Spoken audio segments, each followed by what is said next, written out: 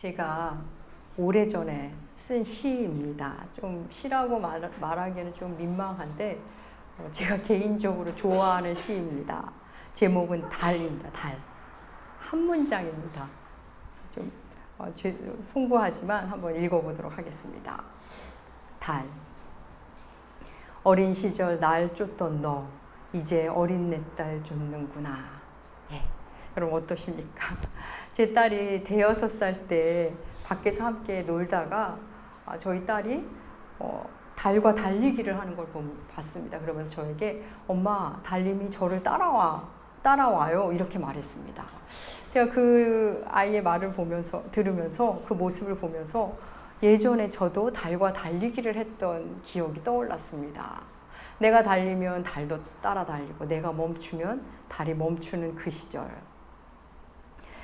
그만 저는 까맣게 잊고 있던 그 일을 지금 제 딸이 하는구나 하는 생각이 들었습니다. 딸과 달리기 하는 제 아이를 보며 저 달은 그때 그 달일 텐데 참으로 많은 세월이 흘렀구나 라는 생각과 내가 하던 일을 내 아이가 지금 그대로 하는구나 라는 생각이 동시에 들었습니다. 여러분은 이런 생각 드실 때 없으십니까? 지금도 아이들은 술래잡기를 하는구나. 아이들은 지금도 사방치기를, 공기놀이를 하는구나. 여전히 이러며 노는구나. 지금도 그런 일로 삐지는 사람이 있구나. 예전과 다른 게 없구나. 내가 지나온 길을 누군가 이제 시작하는구나. 참 바뀐 것이 참 많은 것 같지만 바뀐 것이 하나 없는 것 같은 세상이구나. 이런 느낌 혹시 받으신 적 있으십니까? 우리는 지난주 아름답지 않은 때는 없습니다 라는 제목으로 전도서 3장을 함께 나누었습니다. 오늘은 그 전도서의 도입 부분을 함께 나누고자 합니다. 전도서 1장 1절은 이렇게 시작합니다. 우리 전도서 1장 1절 함께 봉독하도록 하겠습니다. 다윗의 아들 예루살렘 왕 전도자의 말씀이라. 예. 여러분 다윗의 아들 중에 왕이 된 사람은 한 명, 솔로몬밖에 없습니다. 그리고 전도서의 내용을 보면 누가 봐도 이건 솔로몬임에 분명합니다. 그런데 솔로몬은 자기 자신의 이름을 밝히지 않습니다. 왜 그랬을까요? 그 이유를 2절만 읽어도 우리는 조금 눈치챌 수가 있습니다. 전도서 1장 2절 함께 읽겠습니다. 전도자가 이르되 헛되고 헛되며 헛되고 헛되니 모든 것이 헛되도다. 예. 전도자의 첫 번째 문장, 헛되다라는 탄식 같은 말로 시작합니다. 한 삶을 다 살고 노년에 접어든 그 사람이 지금 헛됨을 말하고 있는 그 사람이 굳이 자기의 이름을 남길 필요를 느꼈을까요? 아마 그러지 않았을 겁니다.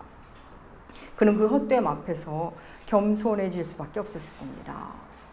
이 전도자의 첫 번째 말, 헛되고 헛되며 헛되고 헛되니 모든 것이 헛되도다.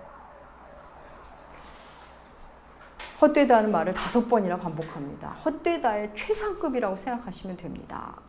이 헛되다는 말은 히브리어로 헤벨이라는 단어입니다. 이 헤벨이라는 단어는 그 느낌도 아주 다양하고 여러 가지로 우리말로 보면 해석할 수 있습니다. 헤벨 하면 히브리인들은 제일 먼저 떠올리는 게 수증기, 안개입니다.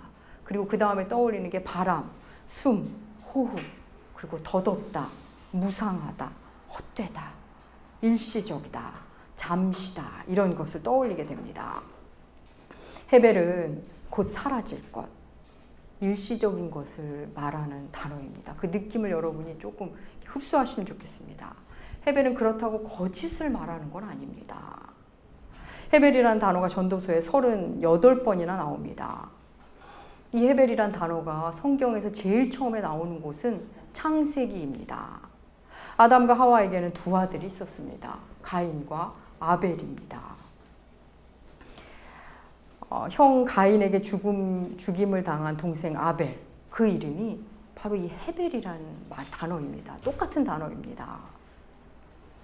아벨은 하나님께 제사 한번 잘못 드리고, 제사 한번 제대로 드리고 이 땅을 떠난 사람입니다. 그의 삶 생각하면 참으로 허망합니다. 성경은 그의 말 한마디도 기록해 주지 않았습니다. 참으로 허망한 인생입니다. 헤벨이란 단어가 인류 속에 이렇게 들어왔습니다. 전도서 기자 솔로몬은 왕입니다. 권력과 명예가 있고 그 어느 누구도 넘볼 수 없는 지혜를 가진 자입니다. 열왕기 상에는 솔로몬에 대해서 이렇게 말합니다. 그의 지혜와 총명은 애굽의 모든 지혜보다 뛰어났다. 그는 작곡도 했다. 노래를 1005편이나 지었다. 또 초목과 각종 동물에 대한 지식도 매우 뛰어났다. 그리고 그는 정치를 너무 잘해서 그의 통치 시절에는 이스라엘 백성들이 아주 평안했다. 이렇게 솔로몬에 대해 열왕기상을 증거합니다. 거기에 그는 후궁이 700이요, 첩이 300명이 있었습니다. 그러니까 아내가 1000명이었습니다. 그야말로 사람으로서는, 남성으로서는 가질 것 다 가져보고 누릴 것 다 누려본 사람입니다. 그런 그가 노년의 인생의 헛됨을 5번이나 반복하며 말하고 있습니다. 여러분, 배운 것도 없고 가진 것도 없고 뭐 한 것도 없는 사람이 인생이 참으로 헛되었도다 이렇게 말한다면 여러분 어떤 느낌이 드시겠습니까? 사람들은 말할 겁니다. 네가 뭐 한 게 있다고, 네가 뭘 안다고 그런 말을 하냐고 할 것입니다. 하나님은 다 가져본 자, 다 누려본 자, 그를 통해서 우리에게 말씀하시는 겁니다. 지혜도 명예도 권력도 쾌락도 사랑도 모두 덧없더라. 그의 고백을 통해 헛됨을 우리에게 이렇게 알려주십니다. 명예, 권력, 물질, 쾌락, 부. 솔로몬은 사람이 추구하는 행복이란 행복을 다 추구해 보았고 그것을 가져보았고 누려본 사람입니다. 전도서 내용에는 지혜, 사랑, 수고, 산업, 사업, 권력 모두 무의미하다, 무가치하다는 내용이 그 가운데 딱 자리 잡고 있습니다. 여러분 동의하십니까? 사실 허망함이라는 것은 말씀드린 대로 아무것도 안 해본 사람들은 느낄 일이 없습니다. 사실 성실히 살면 살수록, 최선을 다해 살면 살수록, 진실되이 살면 살수록 우리는 헛됨을 깊이 만납니다. 깊은 허망함을 만나게 됩니다. 전도서는 그 시작에서 헛됨을 크게 2가지로 말합니다. 먼저 사람의 수고가 헛되다고 말합니다. 3절, 우리 전도서 1장 3절 함께 읽겠습니다. 해 아래서 수고하는 모든 수고가 사람에게 무슨 유익한가? 해 아래서 하는 모든 수고가 무슨 유익이 있겠느냐라고 이렇게 물으면서 이렇게 말해줍니다. 여기서 유익이라는 뜻은 히브리어로 상거래를 의미합니다. 상거래 용어입니다. 상거래 용어 중에 순이익을 말하는 단어입니다.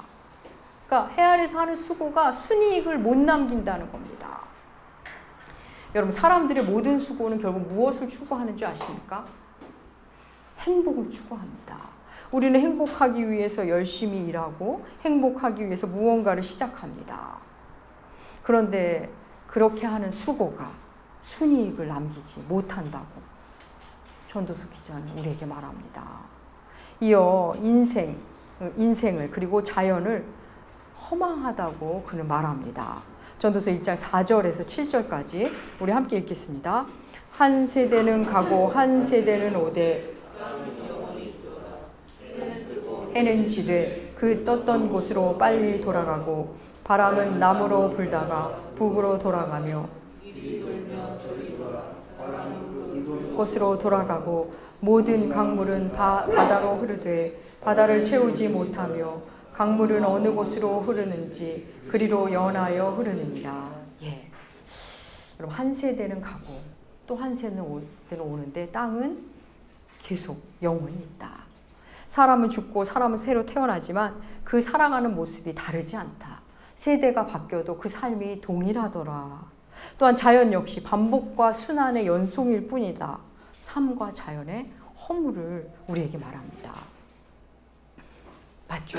해는 뜨고 지고 그 다음 날도 다시 뜨고 또 지고 바람은 이리 불다 저리 불고 불던 곳으로 다시 돌아가고 강물은 계속 흘러 바다로 가고 반복과 순환 속에서 만나는 허무입니다. 여러분 유행이 돈다는 것은 20해만 살아도 만나게 됩니다. 최첨단을 시대를 살고 놀라울 정도로 의학이 발달했습니다. 그런데도 우리의 삶은 어떻습니까? 여전히 신음하며 고통하고 삽니다. 뭔가 병을 해결한 것 같지만 새로운 질병으로 시달립니다. 기존의 재난들을 잘 막는 것 같은데 없던 재난들이 생겨납니다. 세대는 바뀌고 뭔가 발달하고 발전한 것 같지만 여전히 신음하고 고통하며 살아가는 인류입니다. 또 대단한 걸로 우리가 기뻐할 것 같지만 결국 사랑하고 사랑받으면서 기뻐합니다. 이어 전도자는 이 땅에 새로울 것이 없다며 결론처럼 우리에게 이렇게 말합니다. 9절과 10절. 전도서 1장 9절과 10절 함께 읽겠습니다. 이미 있던 것이 후에 다시 있겠고 이미 한 일을 후에 다시 할지라 해 아래 새 것이 없나니 무엇을 가리켜 보라 이것이 새 것이라 할 수 있지. 우리가 있기 오래전 세대들도 이미 있었느니. 예. 전도자의 허망함의 중심에는 바로 이것이 있습니다. 해 아래 새 것이 없더라입니다. 여러분 우리는 새로운 것, 신선한 것을 늘 추구합니다. 하지만 그 새롭다는 것은 외형은 달라 보일지 몰라도 그걸 만나고 나면 그 이전과 크게 다르지 않다는 것을 우리를 만납니다. 물론 여러분 중에 그러면 옛날 사람들은 컴퓨터와 스마트폰이 없었잖아요. 이게 얼마나 새로운 세상입니까? 라고 말하는 분도 있으실 겁니다. 그런데 여기서 말하는 것은 물질의 어떤 새로움이라기보다는 그것이 주는 의미와 내용, 본질을 말하는 겁니다.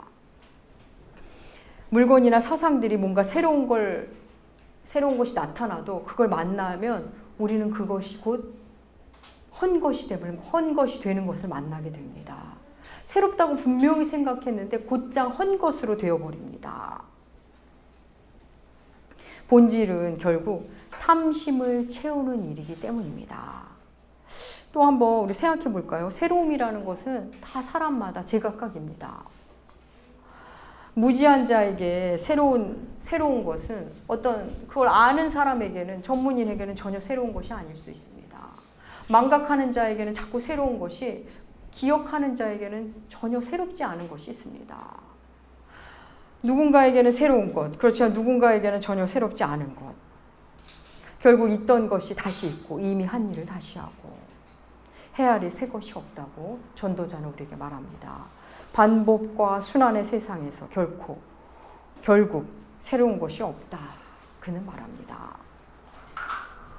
여러분 지금 두 가지 면의 헛됨을 우리에게 말해줬는데 그럼 우리의 노력이, 우리의 인내와 절제가, 행복을 향한 우리의 수고가 헛되다면 그럼 우리는 어떻게 살아야 할까요? 이 땅에 새로울 것이 없다면 도대체 우리는 무엇을 추구하며 어떤 마음 자세로 살아야 할까요? 오늘 본문을 보면 도무지 성경 말씀 같지가 않습니다. 전도서는 믿음과 소망의 말을 우리에게 해주는 것이 아니라 마치 절망과 허무의 말을 해주는 것 같습니다. 그렇다면 도대체 우리 보고 어떻게 하라는 것인지, 지금 전도서가 우리에게 무엇을 말하고 싶어 하는지 우리는 오늘 생각해 봐야 합니다. 오늘 본문 2절에서 11절까지를 이렇게 쭉 우리가 함께 봤는데 그 안에서 2번 반복되는 표현이 있습니다. 이것을 발견하면 우리가 그 헛됨을 해결할 수 있는, 그걸 뚫을 수 있는 방도가 보입니다. 2번 반복된 표현, 여러분 혹시 눈치채셨습니까? 바로 해 아래서입니다. 3절, 해 아래서 수고한 모든 수고가 사람에게 무엇이 유익하겠는가? 11절, 해 아래는 새 것이 없다. 여러분, 해 아래의 수고가 유익이 없다면, 해 아래 새 것이 없다. 그럼 우리는 어디를 찾아봐야 될까요? 그렇습니다. 해 위를 찾아봐야 합니다. 해 위에서 우리는 그 돌파구를 찾아야 합니다. 여러분, 해 위에는 무엇이, 누가 있습니까? 하늘이 있고 하늘에 계신 우리 아버지 하나님이 계십니다. 전도자가, 그 지혜자가 해 아래는 전혀 새로울 것이 없다고, 해 아래의 수고는 순이익을 남기지 못하고 말했는데 신약은 우리에게 우리가 전혀 상상하지 못한 새로움이 있다고 우리에게 이렇게 선포합니다. 고린도전서 5장 17절 우리가 다 암송하는데 고린도전서 5장 17절 우리 힘차게 한번 읽어보겠습니다. 그런즉 누구든지 그리스도 안에 있으면 새로운 피조물이라 이전 것은 지나갔으니 보라 새 것이 되었도다. 여러분, 이 땅의 모든 지혜로도 찾아내지 못한 것, 해 아래서 새 것을 그렇게 찾아도 만족할 수 없는데 성경에서 우리에게 진정한 새로움이 있다고 말합니다. 그리스도 안에서만이 진정한 새로움을 만난다고 우리에게 선언합니다. 사랑하는 여러분, 예수 그리스도 그분 안에 있으면 우리는 새로운 피조물이 됩니다. 이전 것은 지나고 완전한 새로움이 우리에게 주어집니다. 우리가 새로운 존재가 됩니다. 전도서가 품은 그 허무성을 무너뜨리는 완벽한 답변을 성경이 우리에게 해주고 있습니다. 그리스도만이 이 땅에 없던 새로움이시며 우리를 새롭게 하시는 분입니다. 완전한 새로움, 완전히 새로운 존재, 예수 그리스도를 통해 우리를 창조하십니다. 여러분, 해 위에 계시던 그분이, 시간 밖에 계시던 그분이 해를 뚫고 내려와 해 아래의 존재로 우리와 함께 사셨습니다. 그러면서 우리를 새로운 피조물로 만들어 가십니다. 그 새로운 피조물, 바로 그리스도인입니다.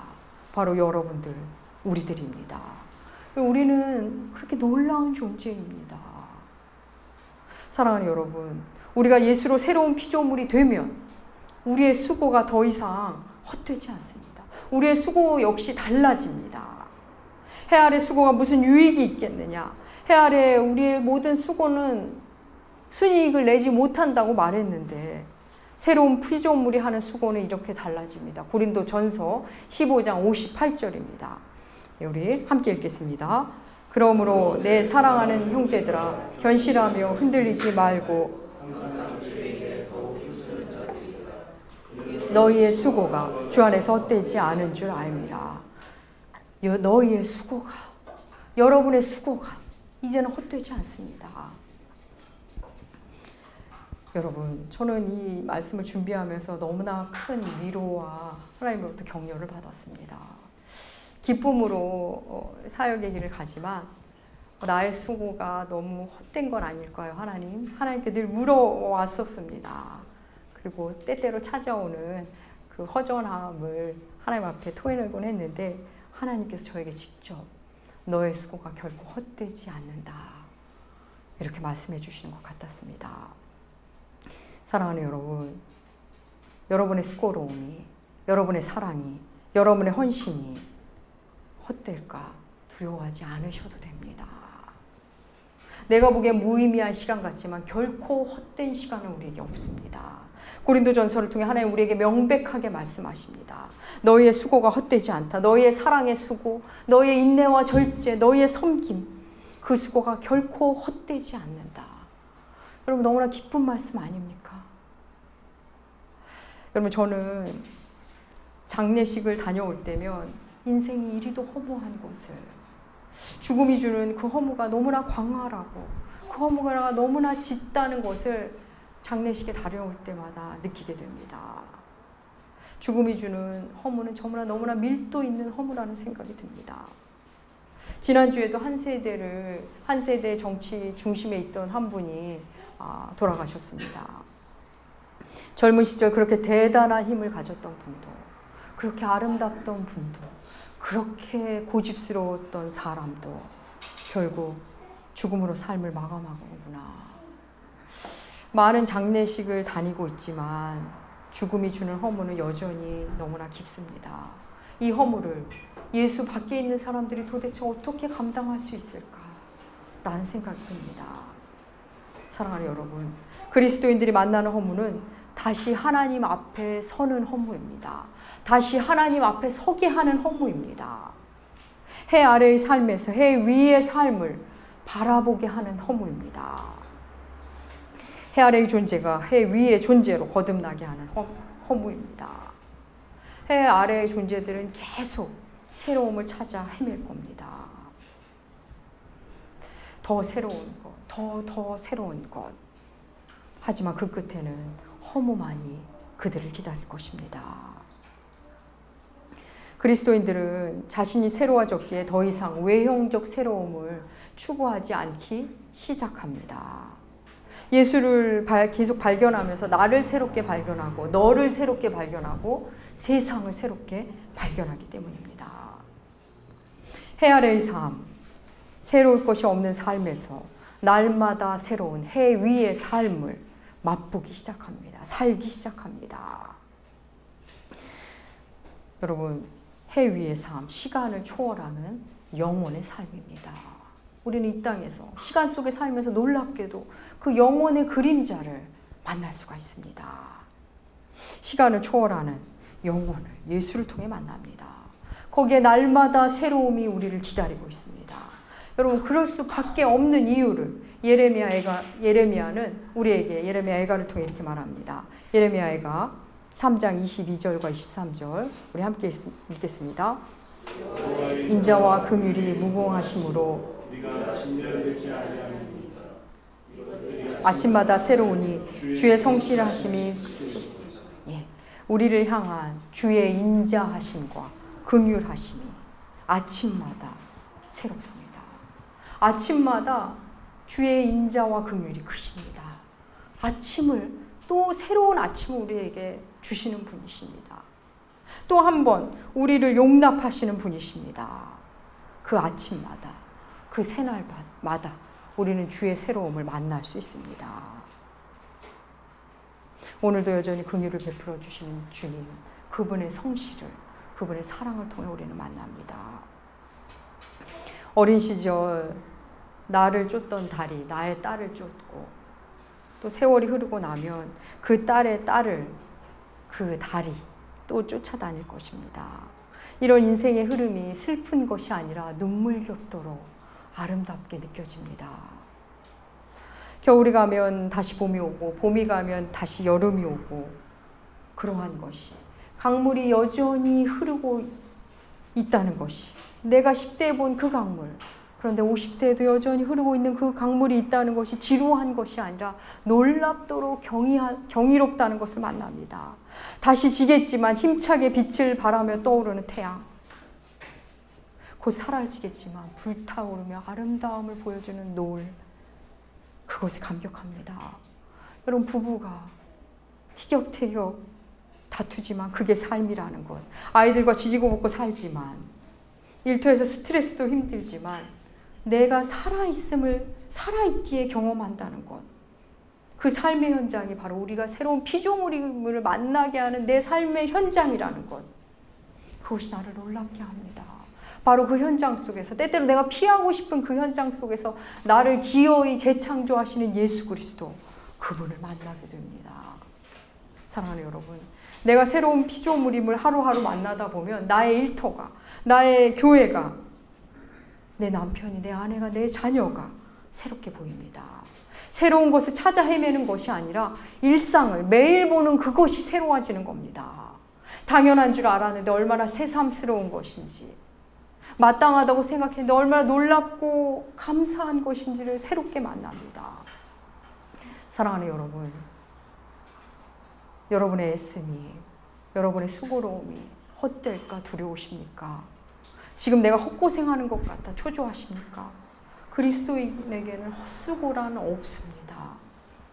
하나님은 우리의 수고를 결코 헛되게 만들지 않으십니다.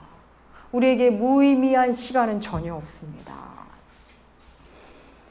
물론 그리스도인들도 허물감을 만납니다. 하지만 그리스도인이 만나는 허무감은 우리를 무기력으로 빠뜨리는 것이 아니라 도리어 예수 앞에 나아가게 하는 허무감입니다. 사랑하는 여러분, 우리는 다 가져보고 다 누려본 솔로몬보다 더 복된 사람들입니다. 예수 그리스도를 통해 해 위를 경험하고 만나는 사람들이기 때문입니다. 사랑하는 여러분, 해 아래 발을 딛고 사는 우리의 삶은 지금도 힘들고 앞으로도 여전히 힘겨울 것입니다. 힘겹게 할 것입니다. 우리가 추구하는 그 부도, 지혜도, 권력도, 쾌락도, 명예도 모두 거기서 오는 모든 행복도 잠시입니다. 그게 거짓은 아니지만 모두 헛된 것입니다. 그럼에도 그 해 아래에서 우리는 해 위를 바라보는 새로운 피조물인 이상, 모든 힘겨움 속에서 그 힘겨움을 통과한 자만이 만나는 새로움을 만나게 됩니다. 그러면서 이 땅의 삶이 전부가 아님에 감사하는 삶을 시작합니다. 사랑하는 나무교회 교우 여러분, 우리에게도 허물은 찾아옵니다. 하지만 그 허물은 예수께 가는 통로일 뿐입니다.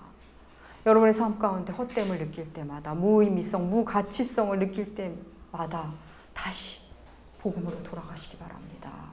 예수 그리스도, 그분 때문에, 그분으로 인해 우리의 수고가, 우리의 섬김이, 우리의 사랑과 용서가 결코 헛되지 않습니다.